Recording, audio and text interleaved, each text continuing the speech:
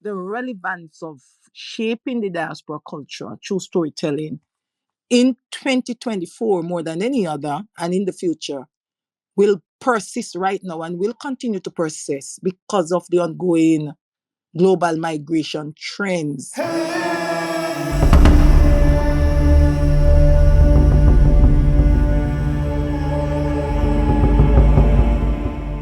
For flower to celebrate nature, all it needs to do is just flower. That is what it is, just flower. And that is the beauty of nature. So for us to live our culture, all we need to do is just live it. Share the experiences with other people. Of course, not everybody is going to like you because you are different. Because differences for some other person is a negative thing.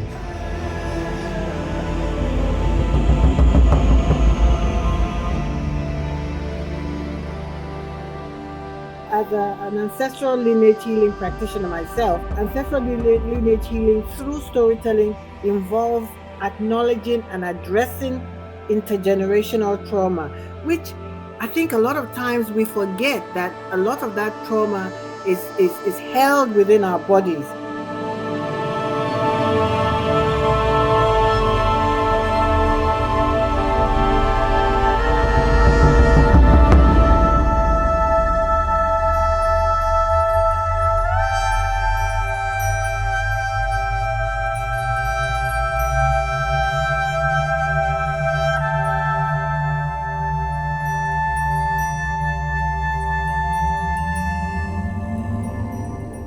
Hello and thank you for checking out this video. I'm Obehi Ewanfoh, the host of the African Diaspora Storytelling Series. Every 2 weeks we meet up on LinkedIn to talk about different ways we can leverage the power of storytelling as people of African descent. Now this is it. We are uniting the millions of Africans in the diaspora through the power of our story. It does sound like what you are interested in. Make sure to subscribe to this channel and share this video with your friends who might need it. Now, back to today's conversation. What many experts are saying relating to African and African spirituality also, in that everything is already here. I sort of tend to repeat that sometimes.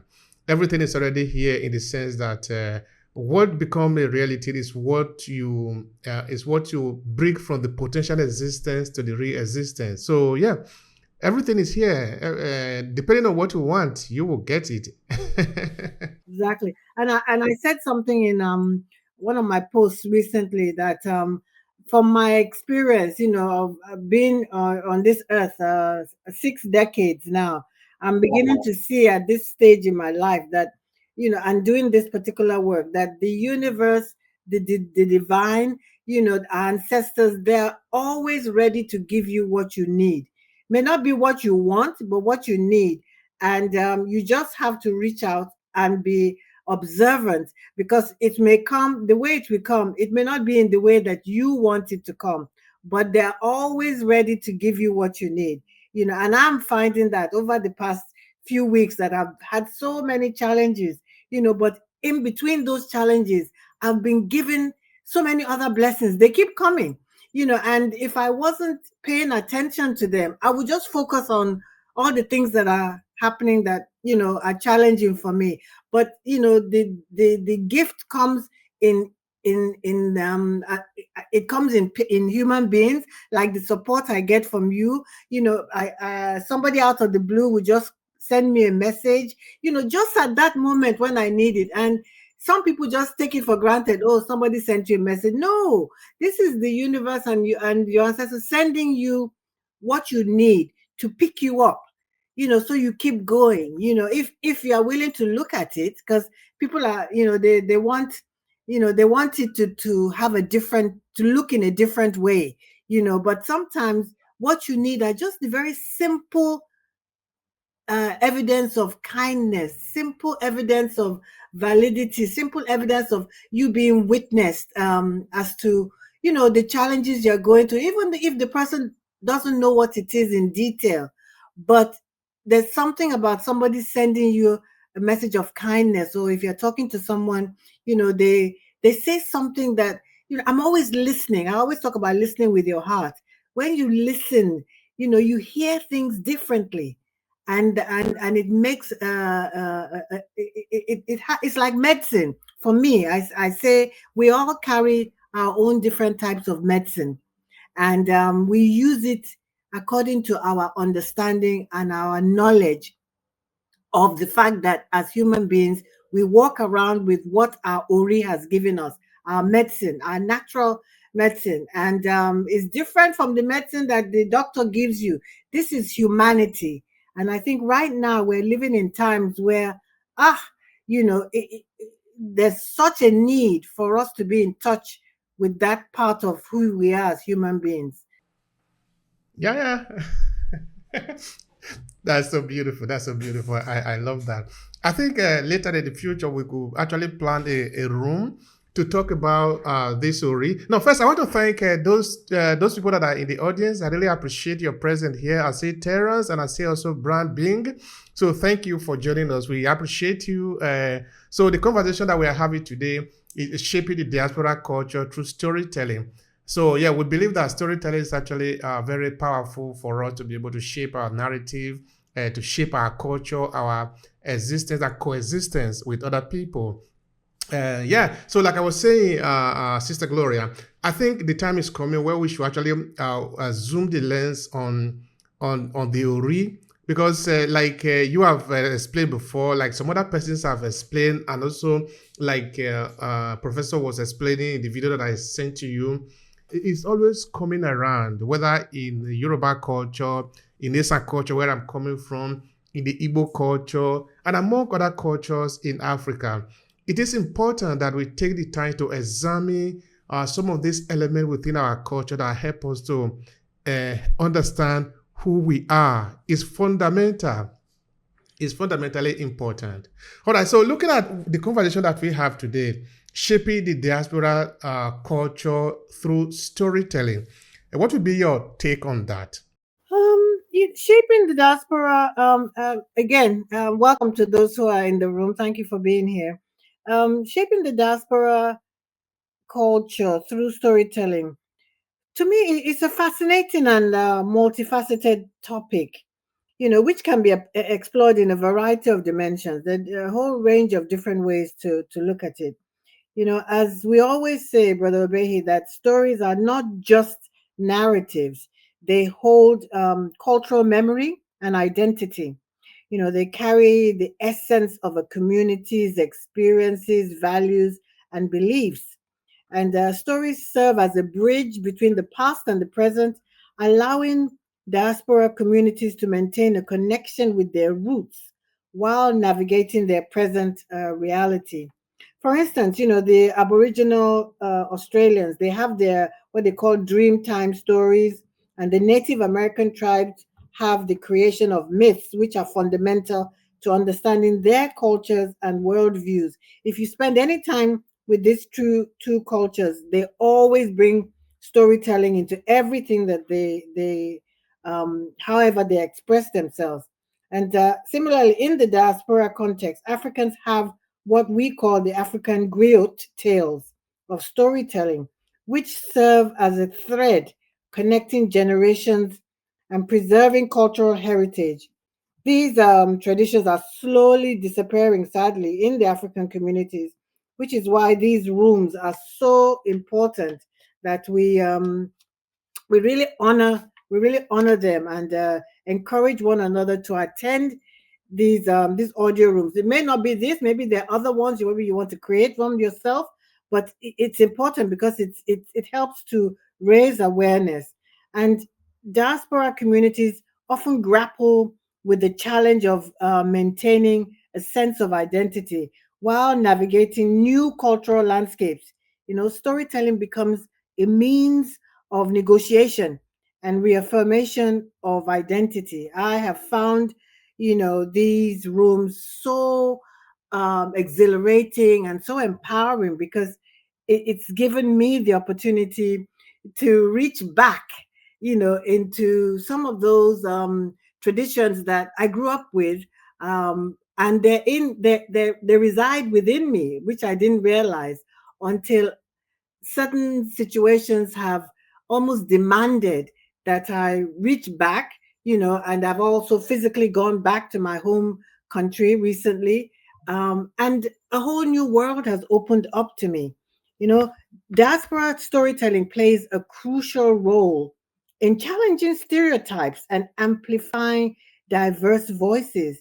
For example, the emergence of our beautiful African queen, Chimamanda Ngozi Adichie, whose novels, I love talking about her novels because, such as the Hall of Half of a Yellow Sun and Americana, which offer nuanced portrayals of Nigeria and Nigerian American experiences, and which contributes to a more comprehensive and authentic representation of diaspora identities. It's really important that we honor these writers, and we see how through their novels it's storytelling. They're telling us about their experiences, which many of us, it resonates with many of us. And these what are the stories we are telling right now ourselves? What are we sharing with one another, our children, our communities, that can contribute to our healing and resilience? So I'll pass the mic for now. Oh, okay, it's just the two of us. I'll take a breath because I can keep talking. Thank you so much for that. I really appreciate that. I really do. So, of course, we are looking at storytelling. We are essentially saying that we need to connect among ourselves, share our experiences so that we can learn from each other. Of course, I will keep on saying it, how much I have learned from listening to the story of the people that I met here in the city of Verona when I came here, because that is where this project actually started, which eventually become now the 5-part storytelling mastery. Because I remember a number of occasions I would just stand in front of them and I'm listening to them. But of course, maybe that is me, because I just love to listen to people. I love the art of listening. For me, it's very important. So I just stayed there listening to them telling me how they came here. Some of them left war country. There was a war in their country. That is why they left. Some of them were young students. They wanted to continue schooling. They couldn't go to school. I remember, for example, cases of some Nigerians that I met here who told me how they were hearing of how Europe was. People were going to Europe and coming. And of course, you look at Nigeria history now. In the 70s for Nigeria, traveling abroad to go and stay in abroad was not really a big thing for Nigeria, because the economy was relatively good. Even those that went to study in the United States and UK, they usually return home because things were okay at home, no? But now everything is changed. Now everybody want to jack back that we call it, no? So at that time, you see these people who actually came here because not that somebody actually forced them to come here, but they hear that, okay, living abroad was good, so they just also come. But when they got to Italy, it was very challenging for them, because I remember stories of people who came here, even though they have the possibility of able to get a house, nobody was ready to give them any house. Of course, you will relate with this story if you know the African story in the West. Sometimes it is, whether you are qualified or not, sometimes you are just denied of that. Those are the experiences of people. Even though you are an expert in your field, I remember I've talked to a Ghanaian woman who got to Italy through a family reunion. She was already a teacher in Ghana, but she got here. She can never teach. She can never teach in Italian school. The only job that she can do here, either some menial job, either going to, peasant work. That is the only job that she can do here, actually. Of course, if she wants to teach here, she will need to go to school in Italy. So these are the story of people. These are the experiences of people. Some of these experiences need to be explained to other people that look like them, and to even people that might not necessarily look like them. Because I remember, for example, in some of the events that are being organized here, we go out to speak, to present this story to people at the university, in cultural center, to talk. And as we are doing this, we are sort of troubling the water a little bit so that people can understand what is going on in the society. So I believe that people of African descent need to have a space, a time, and also the urge to sit together from time to time and share their experiences. We don't always need to expect that other people are going to do this for us. We don't always need to expect that they are going to invite us so that we can then finally talk about it. No, we need to have the initiative ourselves. We need to believe that it is a mission for us to do, that we must say something that our children, our grandchildren here in Europe, in the West, can pick up one day and listen to our experiences. And of course, these experiences can be in the form of maybe a video record, maybe an audio record, maybe a book, but that definitely contain your experiences. Because, like I often say, you are not the end of the line. You are just somewhere in the middle. Before you, there will be people. After you have gone, there will be people. So the question is, in that space of time that you have been here, what do you want people to remember of you? Because if you need to be intentional about that. And that is also the story that we are talking about. Because the people that I've interviewed here in Italy, of course, some of them are no longer here. Some of them have disappeared. Some have even died, no? But what if I never talk to them? Because I have talked to them, that experience that I've documented or that they have told me now lives. Other people that will read this book that I've written, they will read those experiences. They will remember those people. They will imagine where they are coming from. You are coming from Rwanda. You are coming from, I'm going to be interviewing a Rwanda genocide survivor these coming days. Because these stories are important. You need to tell people what have happened so that people can understand. Because why we do this is also for us to help the generation that are coming after us to know that this something like this have happened. Then it is up to them if they want to repeat it, if they want to avoid it, if they want to look for a way to reframe it, because they are the one living in the new reality. But we owe them this obligation to tell this story, to pass on this culture, these experiences. Because, for example, I live in Verona now, where I still have a lot of Africans that are living here. Now, it is no longer a big deal for you to be able to get a house and stay. Okay, I know now it has become very challenging. Now, if you want to get a house, now they tell you go and buy because it's no longer like it used to be a couple of years ago. But at least we are not living on the street. But the first Africans that came here, they were living on the street, irrespective of whether they had money or not. But of course, if you come in through education, your own was different. But if you didn't come into education, you were literally on the street. Many of them were sleeping on the train station. So that is a story that we also need to tell because that is their experiences. We cannot avoid that. We cannot ignore that because that is a part of the experience. When we talk of the encounter of African and the people of Verona or the people of Italy, that is part of the story because that is how it started. Thank you, Brother Obehi. Wow. I mean, there's so many opportunities of where and how we can, encourage one another and build on these, the practice of storytelling. We have the digital platforms, social media. They have all been revolutionized the way diaspora stories are shared and consumed on a global scale. So diaspora storytelling will continue to evolve in response to changing social, technological, and geopolitical landscapes. Interactive storytelling experiences, collaborative storytelling platforms like these fabulous audio rooms that you hold, Brother Obey. They hold promise for furthering the reach and impact of diaspora narratives in the digital age. I think an ancestral lineage healing practitioner myself, ancestral lineage healing through storytelling involves acknowledging and addressing intergenerational trauma, which I think a lot of times we forget that a lot of that trauma is held within our bodies. And the sharing of personal narratives within diaspora communities can be a powerful tool for healing and resilience building.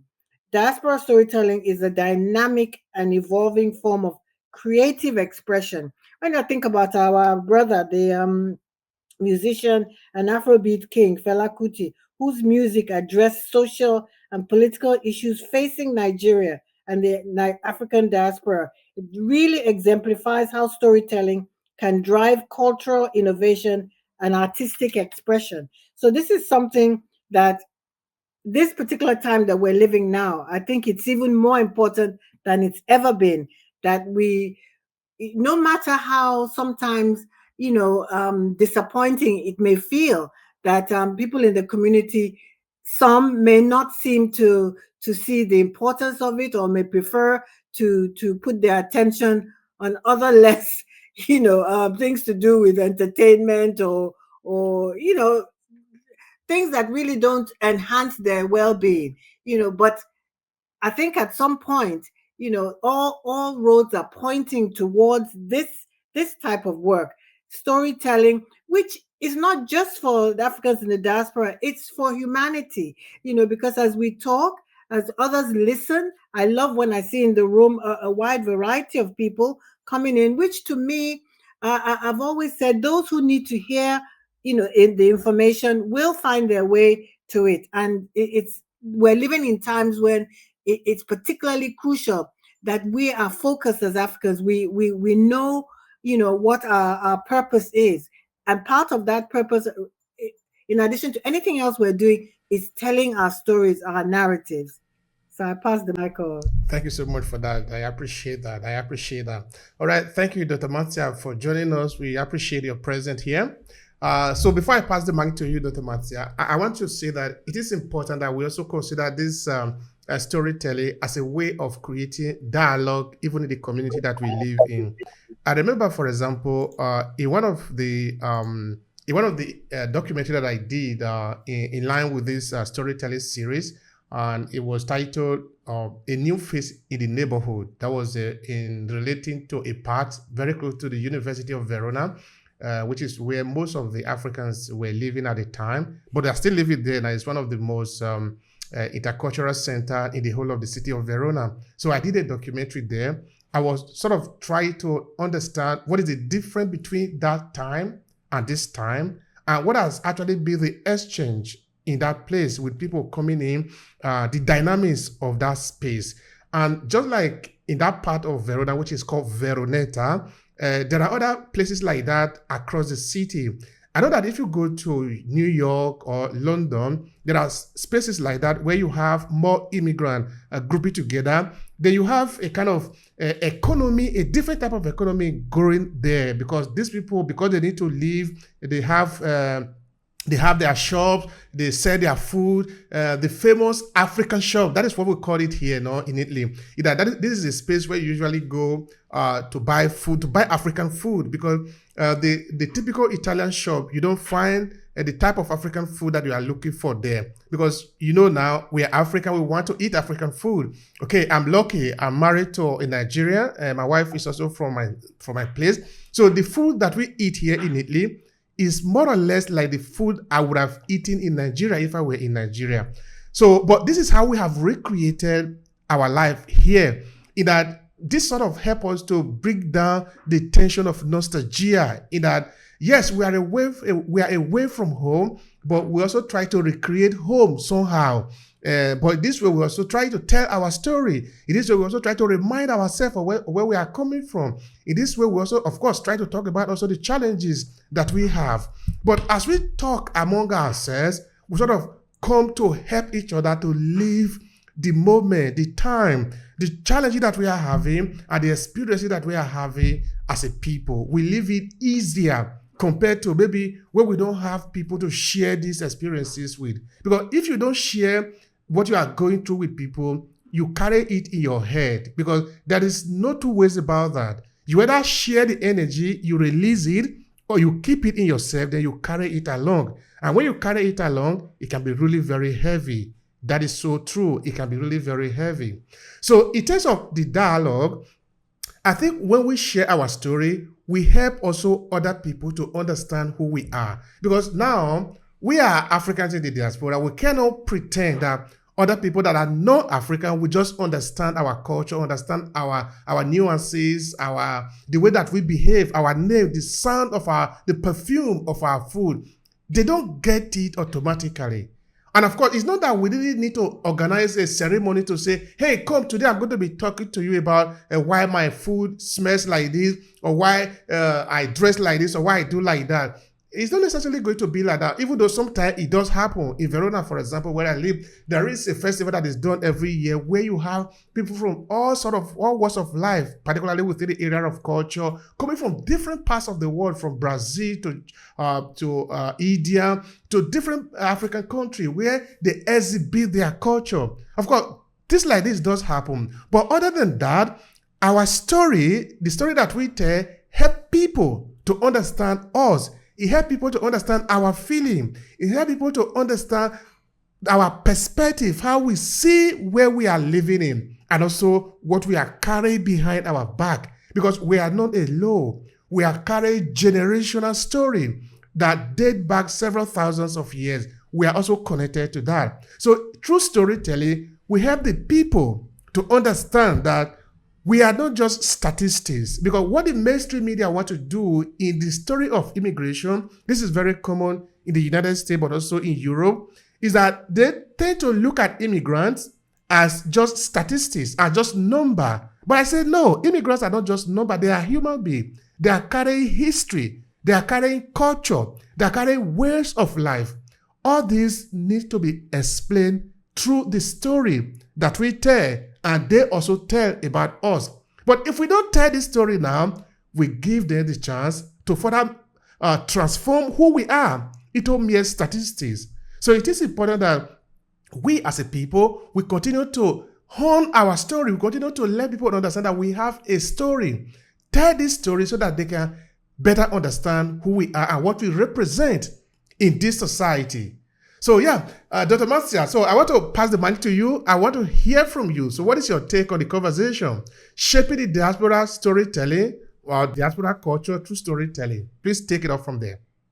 Good morning, good afternoon, good evening, good night, everyone, depending on where you're from. As was told, I'm Dr. Marcia Thomas. I'm a Christian leadership consultant and life coach. I am also an author, and I have written students' books, tell their stories so that they could think critically and lovingly confront their circumstances and situations and create their own solutions to their problems by thinking about it in the stories that they listen to in my story production. I am presently nominated, and I'm just begging your permission to do this. Obi, my latest book, Leader Like You, has been presently nominated. And so I've been nominated as an author in two categories for an award. In two categories, it's a nomination. And so, it relies heavily on your vote. And so I'm going to ask Obi, when we're finished, to put the link in the chat. You can vote as many times as you like. I am in business/career and also in top women empowerment. Those two categories. I'd love to take home one. And so I need your votes. And in the meantime, you can actually get a copy of your book and you can do your review on Amazon. Thank you so much. The topic today, Obi, is really a pertinent one. And I'm finding that it is becoming a persistent one also, because the relevance of shaping the diaspora culture through storytelling in 2024 more than any other and in the future will persist right now and will continue to persist because of the ongoing global migration trends, the evolving dynamics of how we integrate culture, and this question of identity and the transformational impact that digital media on storytelling practices is pushing in our face.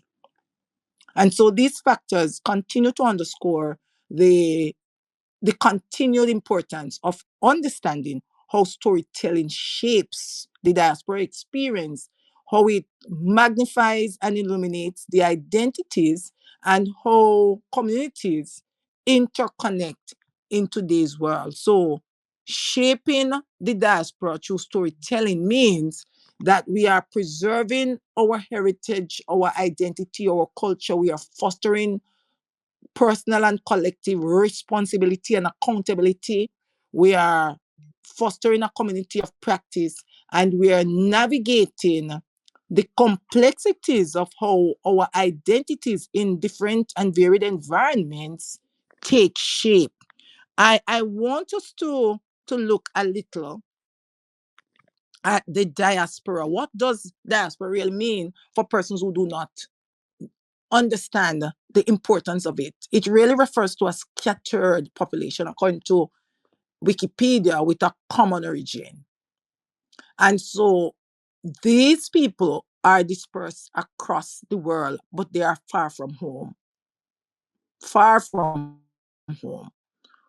or their ancestral land. And they reside in these different parts and have to maintain connections with their original culture, their heritage, their identity, while navigating their new environment and adapting. And we know that people have migrated for different reasons, and some have been forced out of their homeland. We don't want to go into those types of histories. But the communities contribute, wherever they are, contribute to the cultural diversity, and have to promote the global interconnectedness, because they have to relate to their families. They have to attach themselves to celebrations and important traditional ceremonies that are very important to keeping their families together. And they also have to do their transnational networks, because a lot of persons who migrate for better. And so, even in the culture of the Caribbean, especially in that context, they send remittances and they promote cultural exchange and they do trade and they advocate when they leave. So, it really entails a large group maintain their resilience and so on. But interestingly, as I look at life, Obi, our lives are made up of stories. We cannot escape stories. And so I find that when I follow in the diaspora persons from the diaspora who are really telling their stories through the digital media network of films and movies and TV shows, I find that I love the confirmed Nollywood channels. I love the Emma Chinudom comedies. I love Mr. Loy. I find that Hadra, Anim TV, those persons are telling powerful and relevant stories that give a metaphoric commentary, algorithmic commentary on life and policies and principles and traditions that may need to be maintained, and some that may need to be reflected on, and some that may need to change. And these stories are so real and powerful, and that is why they have millions and millions of views and so on. So the storytelling, in my mind, builds community and creates bonds internationally and transactionally with persons who are not apart. Good. And so we are saying it serves to build communities and bonds among the communities wherever they are, because it provides, in my mind, a shared narrative and a collective memory, and solidifies a sense of belonging among individuals who feel displaced or marginalized in their new surroundings. And I tell you, that is not an easy path for persons who have been separated, who are starting over, and who are adjusting with a lot of marginalization or misunderstanding of how things are done. And so these storytelling events, these movies, these audio lives, these workshops or online platforms help to connect and help to push empathy and compassion and understanding, but most importantly, gives emotional and spiritual support as they seek to provide a conduit for passing down cultural traditions and keep them alive of retaining and preserving the language that is important and the values that makes generations distinct, and also helps one to reclaim and maintain their identity by sharing the stories from their homeland. They keep this heritage alive, and they instill also a sense of pride and ownership in the younger generation, which is very important for those who come behind, because those who come behind must find us faithful. Very faithful as we eliminate our identity and the parts in us that are perfect and whole, and as we reconcile our cultural roots and differences with our present reality, and as we begin to form and find acceptance within ourselves and the communities that we commit ourselves to strengthen through our storytelling. It also challenges the stereotypes that are and misconceptions about immigrants from these cultural divides. And it makes us go deep in us and find the resilience and the perseverance and the determination that continues to humanize our communities and cultivate that type of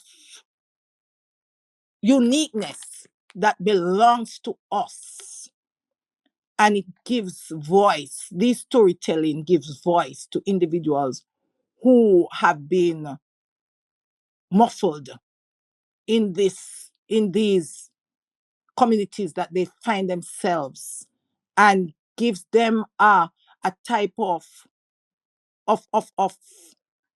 innate resistance to this marginalization that makes them amplify their voices. So even if they do not speak, their stories, their film, the theater, the literature, the digital platforms tell their stories and assert their presence in such a way that they command recognition for their contributions. Thank you so much for that. We appreciate you, Dr. Marcia. Thank you so much for what you're sharing there. They are really very vital within the conversation of the day. Like you put it, as we are looking at the mass migration that is happening from a different part of the world to another part of the world, where we are now continuously dispersed, either as a result of conflict that might be happening in one part of the economy. But conflict is not necessarily only in terms of war. The conflict might also be the disparity as a result of economic instability and all of that. And it compel people to move from one place to the other. But as you are moving, and like I was saying before, you are not moving just as an object, as many journalists will make it believe that now we have 200 immigrants. We make it appear that you are looking at just number to balance of the statistics. We are looking at human beings that have wives, men that have wives, women that have husband, young people that have family, have mother, have father. They are connected directly to other people. So as they are moving, and that is an entire generation that is moving. That is an entire people that is moving, even in a person. So it means that we have it almost as an obligation to keep on telling our story, to make sure that our story is alive. How our story, our culture can be alive is if we live it. It cannot be alive by just remaining in our head. It's alive because we are expressing it. That is something that I often say here in Obehi podcast.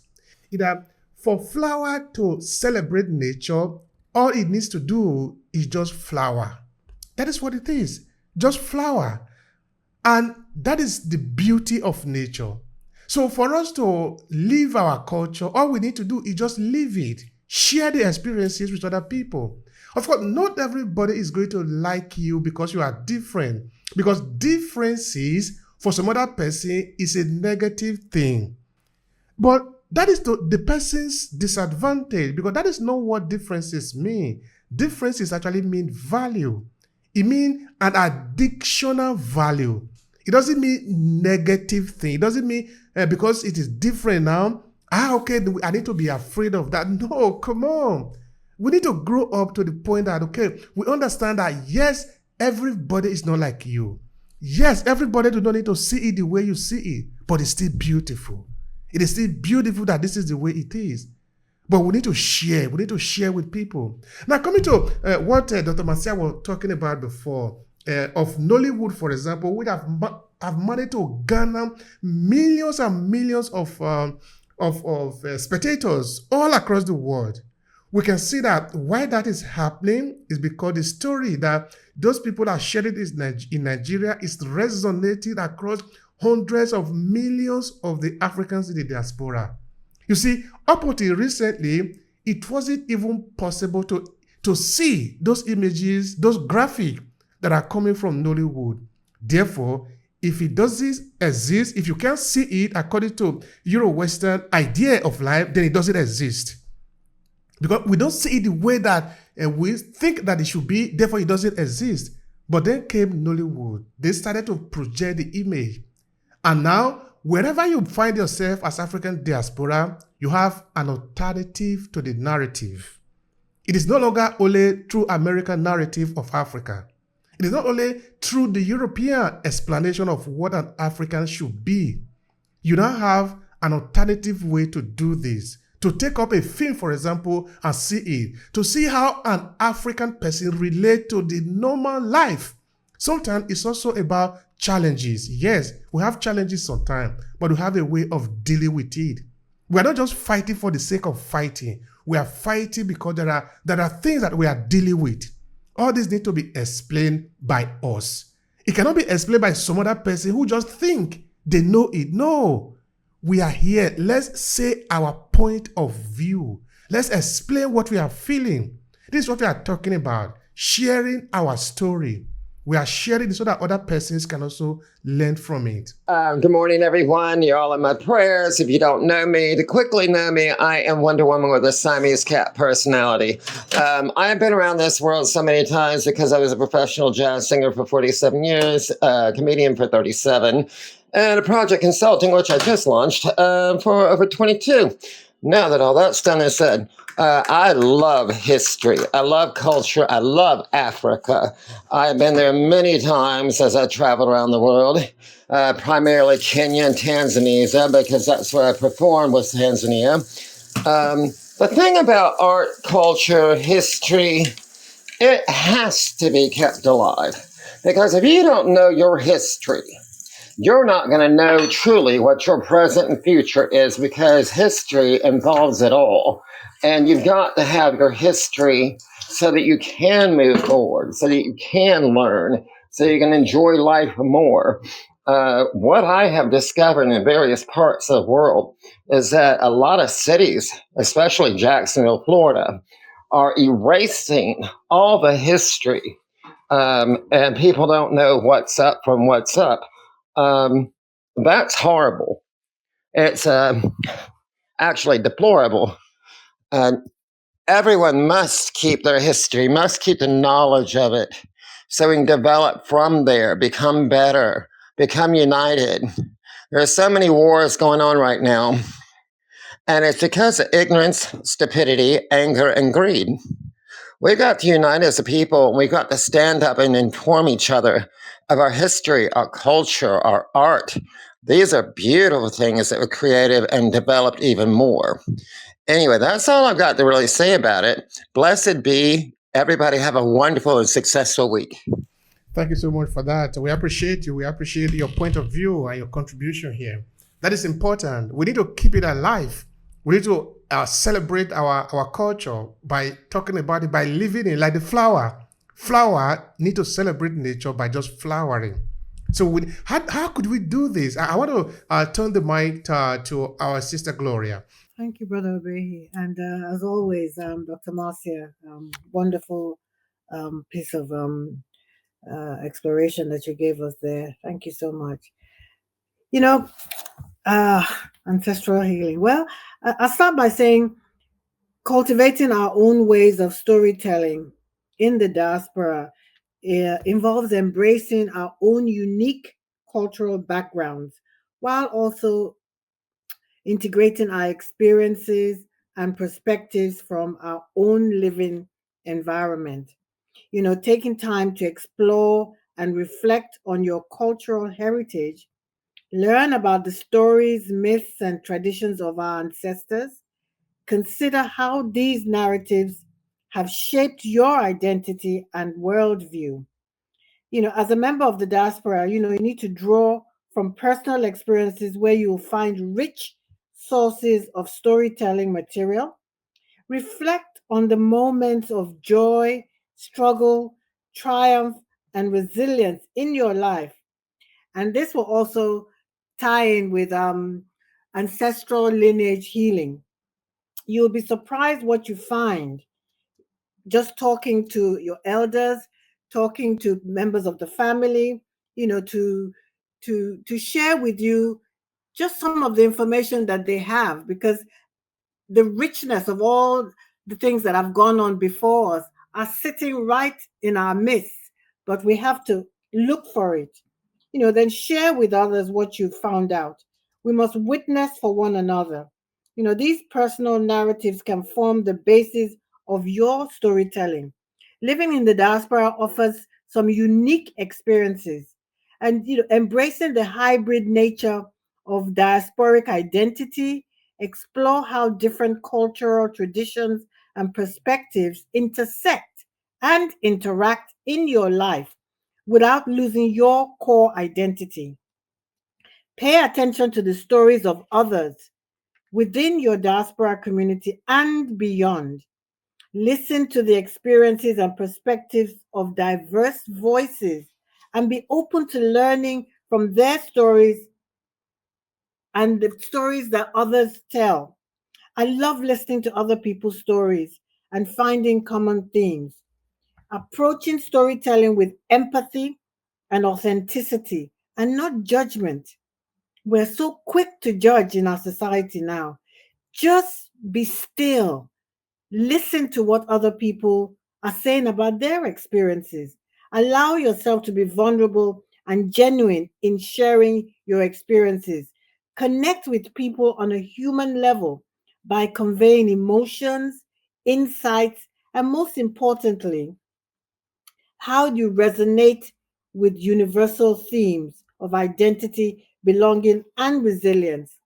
You know, since I became an ancestral lineage healing practitioner, I found that storytelling takes a different, it looks different, in the sense that the stories that I'm telling about what my life experiences are stories that they have their roots from my ancestors.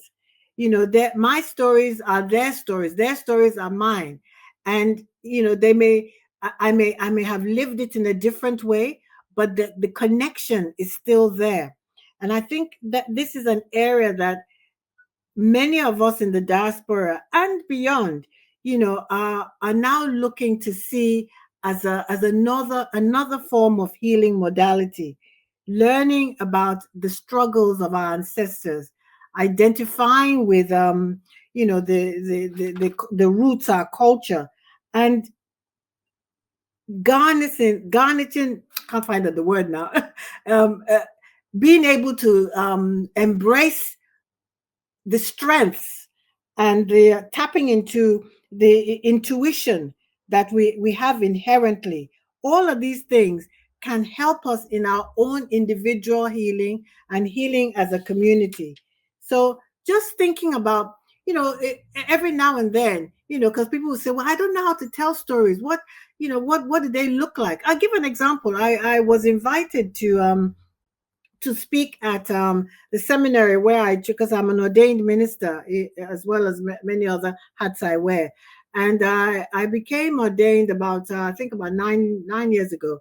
And I was invited by the seminary where I was ordained to come and give them a talk on African spirituality.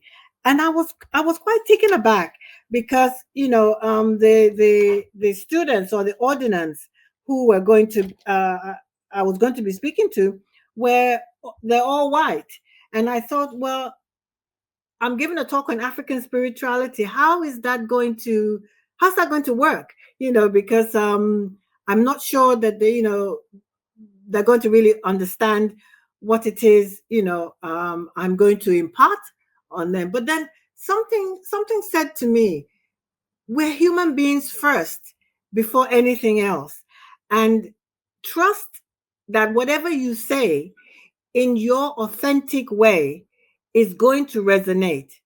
And that's what I did.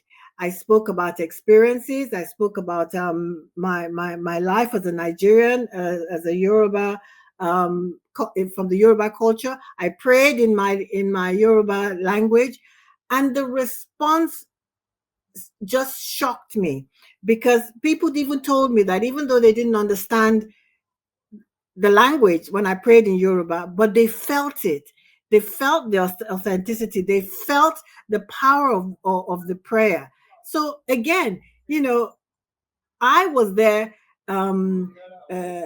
sort of checking myself and trying to be small and trying to, show up in a way that wasn't genuine in order to fit into something that I thought would be more accepting. And then I thought to myself, no, I haven't come this far, to not to be true to who I am. And the fact that I was invited to speak about who I am. So again, I had to think about it and be still with it and say, if I'm comfortable with my intention and what it is I want to do, just tell my story. Whoever needs to hear it just the way it is will hear it. Thank you so much, sister. That is so beautiful. That is so really beautiful. That is so really beautiful. Before I say anything there, I want us to reflect on something. When a child is born, in what language does that child cry the first time? Because the first word coming from the child usually is a cry. In what language does that child cry? Is that in English, in Igbo, in Hausa, in Chinese, in French? Well, I leave that to you. But there's another thing I want you to reflect on. When we shout, like when we really wail, we are wailing. In what language do we really do that apart from the talking in it? What about laughing? When we laugh. You see, I'm trying to say this to mean that at the level of human being, there are certain things that we do that go beyond, that actually bypass the regular grammar that we have. That you are speaking English, I'm speaking Hausa, or the other is speaking French or speaking Spanish. When you cry, you cry. I don't need to understand the language you are using to cry. I know that you are crying. When you laugh, I know that you are laughing. I don't need to understand the language. You see, before we in Nigeria, before we started to have the Nigerian film, we used to watch a lot of Chinese film, this Chick Chong, and of course you will understand, a lot of Chinese film coming to Nigeria. We don't understand what they were saying. Okay, there were some of them that have the translation, but very many of them didn't have translation. We were still enjoying it, no? Because they are talking to the human spirit. I think that is what really makes this sense. In that storytelling, in fact, that is why we are also saying that we should use storytelling in business, because it helps to bypass the regular layer that the people set up. If you can tell the story, you connect to the human mind. And the human mind is deeper than language. It's deeper than language in the sense that it's deeper than your regular linguistics. It goes deeper than that at the level of emotion. So that when you are talking and your eyes is glowing, people don't need to know what language you are speaking. They know that. How do they know? That is how they feel too when they are talking. And it doesn't matter which language they used to talk. When you are talking at a certain point, you just freeze. They know what that means because that is what happens to them too. When you are talking, at a point you start, maybe some tears rolling down your eyes. You don't really need to do that in words. You are expressing it in emotion. People understand what that means. Who have you cried before? Each of us have cried before. So we know what it means when a human being cries. The same is true when we laugh. We know what it means. So I really appreciate that work that you did there, Sister Gloria, in that when you are authentic to yourself, even though you are speaking Yoruba, they understand what you are saying. Yes, they understand what you are saying because you are touching something deeper than the regular linguistic. And that is what we really need to do. I have seen in many occasions that African, because before I was talking about dialogue, no, because of course we are called upon to also dialogue to help people to understand us, but also to understand other people. Because sometimes you see some people coming, okay, now let's say I live in Europe, you see some European cultural expert coming to explain to you what their culture is because they want you to better integrate into the system or better interact with them actually. Just as they are doing that, you are also doing the same today, helping them to understand. We need to understand each other. This is important. So when we are called upon to explain who we are, let's explain who we are without necessarily saying, they are not mature enough to understand me, or they are not able to understand my language, they are too advanced to understand what I'm talking about. No, just explain who you are. And if you do it the way you are, they will understand. Except they are not human beings. Because human beings understand other human beings. You see, across Africa until recently, I want to say until a couple of hundreds of years ago, when we now have nations like Nigeria, South Africa, or Benin Republic, or Ghana, Africans have been dealing with each other before. In that people are moving from north to south, east to west. They are speaking different languages. Yoruba going to trade with the Igbo people. They didn't have a common language. It doesn't matter. When you go to interact with other human beings, there must be a way to break that barrier of language. Because the human being supersedes always that. So I think it is important that we present ourselves the way we are. That is what people are looking for. That is what they want to connect with. Not our pretense to be like what they think that we should be. No, be the way you are. That is originality. All right, Dr. Marcia, I have a question for you. Now, you work with children, that you have written books for children, you have a good experience in education. Now, we're talking about storytelling.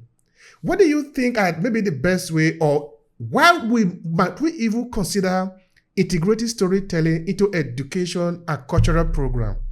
Please help us with that. All right. I have spent over 25 years in the education industry in the Caribbean, and I have moved from every level, classroom teacher to administrator to leader of organizations at different levels, kindergarten right up to the university level. And I am finding, if I am to be realistic and practical, that the proliferation of the digital media right now and the online platform that is our legacy since 2020, COVID, has really transformed the way we share, the way we disseminate, and the way we consume stories. And for that reason, I would want to say in 2024 and beyond, the digital media and connectivity has to be strengthened in education. Those who do not find themselves adopting and becoming open and flexible enough to integrate it more than a flavor in their delivery of any curriculum or any course are going to find themselves marginalized by nature of the fact that that is the way that we are going. We are not turning back. We are moving forward in that manner. And so we have to find ourselves as educators, as stakeholders, as curriculum planners, as teachers, and even as business persons who have to educate and train HRs, entrepreneurs, and so on, we have to make sure that we leverage digital storytelling in our delivery so that we can maximize our brand by reaching wider audiences and connecting with the persons that need our services and having them advertise what we are doing. We want to understand the place now of the internet and how the unprecedented opportunities, because I'm choosing my word carefully, that it provides to integrate storytelling properly in education, so that for the aim of, because education in itself, in my book and how I see it, must have as its core and as its foundation making persons become masters of their own destiny and show up unapologetically, just like what Gloria chose to do when you are called to make your choices, to make decisions, and to chart your life path, and to embrace your life script, because I'm using words that are storytelling related, because life is really your story. How you live life is that you live it as it is, and most times it's not how you want it. And as a Christian leadership consultant and life coach, I recognize the importance of identifying your definite purpose and living your purpose, because it is not separated from who you are, your passions, and what drives you. When you integrate storytelling into education, persons are able to embrace themselves, love themselves, accept themselves, and resonate with others to support them in becoming. And we are finding that individuals who are seeped in a culture provided by education is able to make that or analyze that intersection between technology, their culture, their circumstances, and globalization in the modern era. And so we have to find these creative ways to have stories becoming a fixture through organizing workshops in that context, just like what we have in our course, OBE, that allows participants to learn the art of storytelling, the techniques, the narrative structure, the character development, and the ways in which we pull on the emotions of people. We must also have story circles in our schools, in our organizations, in our industries. And I particularly like the story circles, because we are able to gather persons to share their personal narratives in a way that does not make them feel attacked, but supported.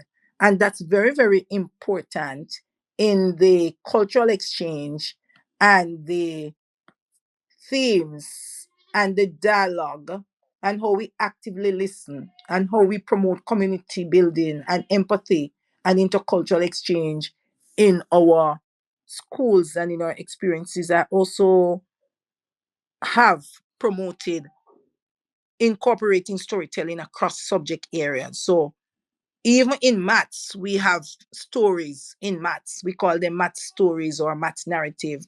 And in arts and in language arts and social stories. And we use these stories in context to teach difficult concepts, to spark curiosity, and to increase engagement and participations among our students in the interdisciplinary learning environments that are present in these institutions of learning. And we also want to more than ever though integrate, I keep saying it and I will not stop, the digital media.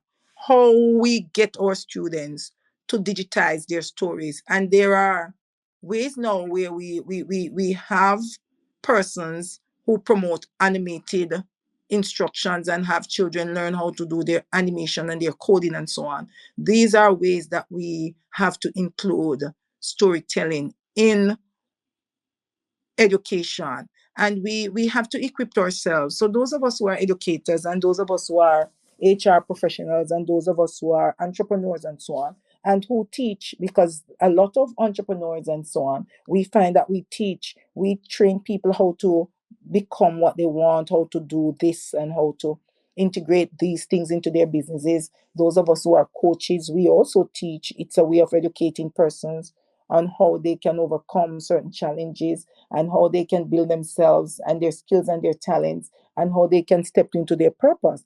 And so we have to become believers in ourselves. So it has to become a way of life for us, in that we are able to integrate storytelling in our own situations and in our own context. And we have to start believing our stories so we can convince persons to tell their stories and believe their stories and use their stories to navigate and change their outcomes, change their lives, and also change the lives of those around them. So, as we integrate it into education and into the cultures that promote education and learning, we must make it realistic and practical. We must preserve the authenticity of our stories, and we must support persons to show up unapologetically and tell their stories for the purpose that it serves, to change, to challenge stereotypes, to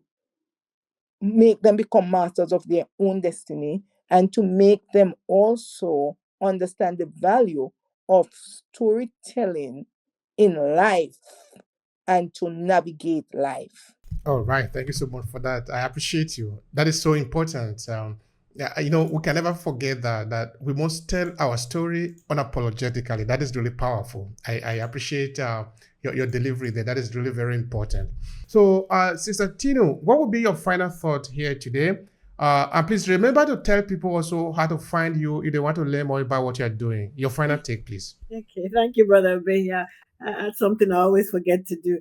Well, how I want to just close is, again, making reference to my Yoruba culture, and we have concepts of itan, which is history, iwa, which is character, and ori, which is our destiny, and they're all deeply intertwined with generational stories, intergenerational stories, emphasizing the significance of maintaining cultural identity and moral values across generations.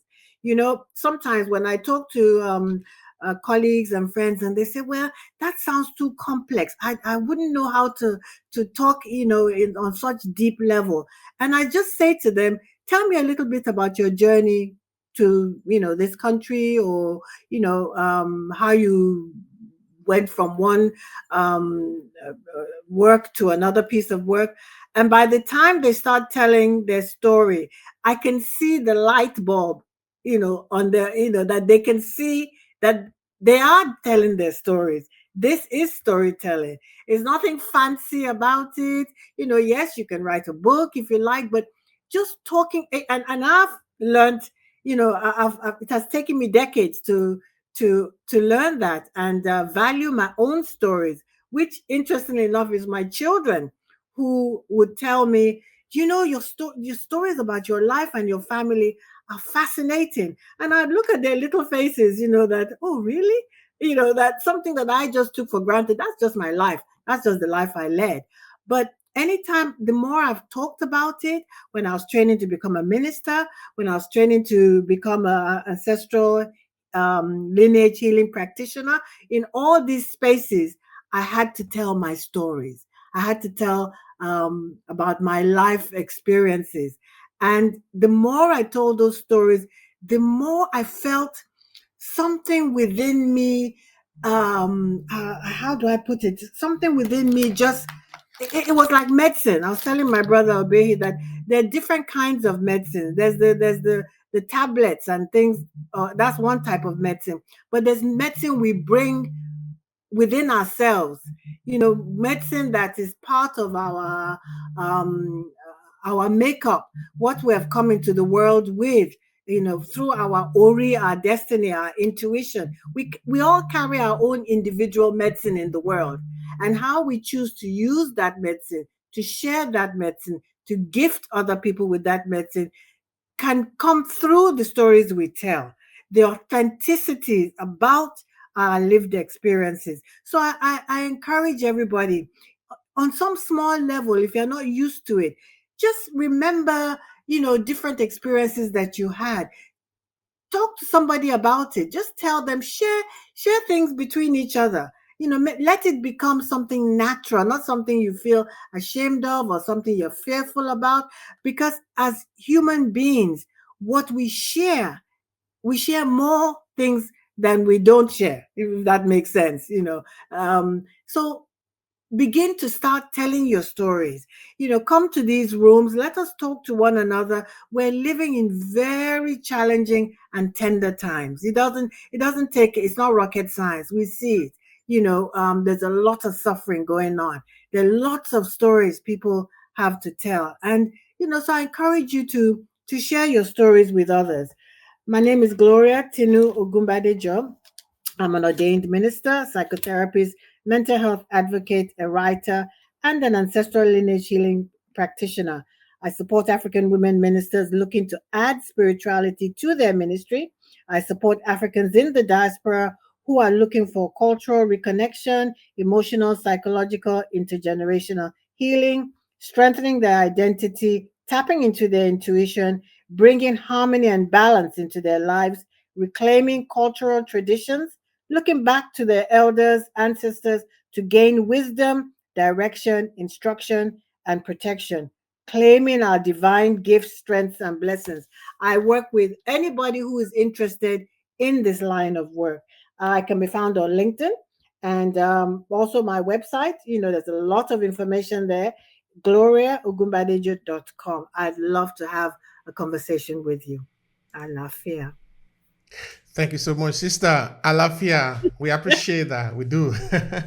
All right. No, it was supposed to be time for Dr. Matsia to say, okay, yeah, Dr. Matsia, yeah, it's your turn. Please give your last take and let the people know how to find you. My internet is giving me so much trouble today. I am on several programs. But in ending and in closing, I would want to say, and I would want to encourage those who are on this program, along with all of what Gloria has said. I endorse everything, and I want to encourage us to continue exploring the power of storytelling in our own work, in our own communities, in our own environments, whether it is through sharing personal narratives, organizing cultural events, collaborating on creative products or projects, harnessing the transformative power of storytelling to celebrate our diversity by making our workplace more inclusive, because that is the future of the workplace, promoting understanding and strengthening connections across borders are some important steps that we need to take to shape the culture of storytelling throughout the diaspora. I also want us to remember that our stories have the power to inspire us. So let us keep this conversation going and continue shaping a more inclusive and interconnected world through this art of storytelling. I am Dr. Marcia Thomas. I am a Christian leadership coach and life consultant and life coach. I particularly train and help leaders, but more so introverted, faith-based women in leadership to overcome life traumas and pivot with power. I have a Pivot with Power Empower Her Accelerator program that I have just launched, and I am in the process of putting out a course and starting my podcast on a leader like you. We will talk to Obehi concerning that. I am also in the process of relocating, and so I am just putting out my newsletters and blogs for the time being, and also doing the one-on-one coaching, personalized coaching with my clients who are introverted women who want to pivot. It doesn't mean that I have not had male clients. I do have them too, on a scale that is a little lower. I want to encourage us to keep supporting each other in our different fields and in our different chants.